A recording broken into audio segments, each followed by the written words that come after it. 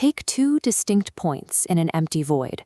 The moment they exist, they lock into a single, infinite, one-dimensional line.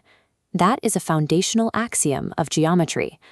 But knowing a line exists visually isn't enough. We need a rigorous method to quantify its exact trajectory, using only the rigid structure of a coordinate plane. To translate this shape into a mathematical formula, we rely on a single mandatory metric, the slope of the line. Look at this split-screen diagram. We have two frameworks for defining that slope. On the left, we calculate it algebraically, using coordinate data. On the right, we measure it through geometry, using the angle of the line. We must demonstrate that these two distinct systems, the algebraic calculation and the geometric angle, produce the same numerical result, even when the line reaches angles that are difficult to visualize. Testing this alignment is necessary because the reliability of coordinate geometry depends on these two systems yielding identical results for the same line. On a Cartesian grid, we map the space by placing points A and B.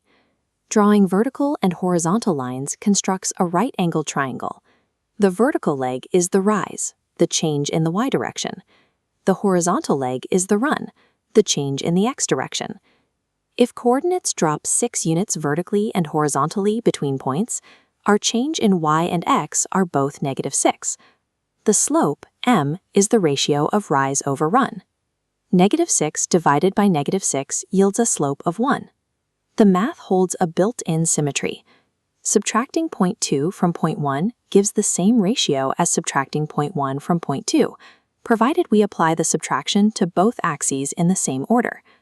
This purely algebraic ratio defines the steepness of the line using only positional data, independent of any visual angle measurements.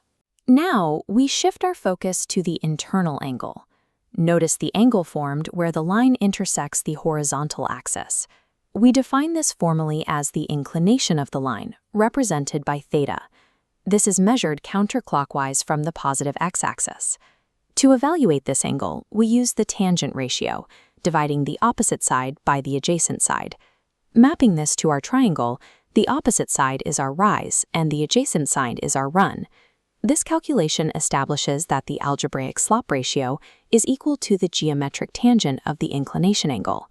By defining m as the tangent of theta, we can swap between physical angle measurements and pure coordinate data.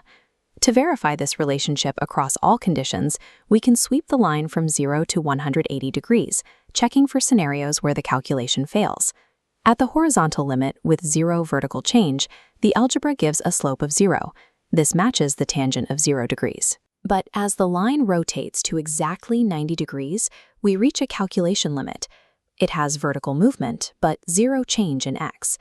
Algebraically, this results in a division by 0. This algebraic result is consistent with trigonometry. The tangent of 90 degrees is also undefined. As the line sweeps past 90 degrees into the second quadrant, the inclination angle becomes obtuse. Because a right-angled triangle cannot contain an obtuse angle, we cannot map theta directly inside one. Instead, we construct a new right triangle by dropping a perpendicular line to the negative x-axis. This creates an internal working angle equal to 180 degrees minus our true inclination angle, theta. If we use this substituted angle for calculations, we must ensure it aligns with our original definition of slope as the tangent of theta. We need to determine if calculating the tangent of this new internal angle, 180 minus theta, remains consistent with our algebraic formula. We can resolve this using the trigonometric identity for supplementary angles. The identity states that the tangent of 180 degrees minus an angle is equal to the negative tangent of that angle. This negative tangent is consistent with our coordinate data. In the second quadrant, the rise over run calculation naturally produces a negative value as the line moves in a negative x direction. Whether the line has an acute or obtuse inclination, the relationship between the algebraic ratio and the geometric tangent remains consistent. Across the entire 180-degree spectrum, through positive ratios, the undefined vertical state, and negative values, the algebraic slope and the geometric tangent produce the same description of the line. Coordinate systems and trigonometry function as two ways of describing the same geometric reality, ensuring a line's trajectory can be mapped under any condition.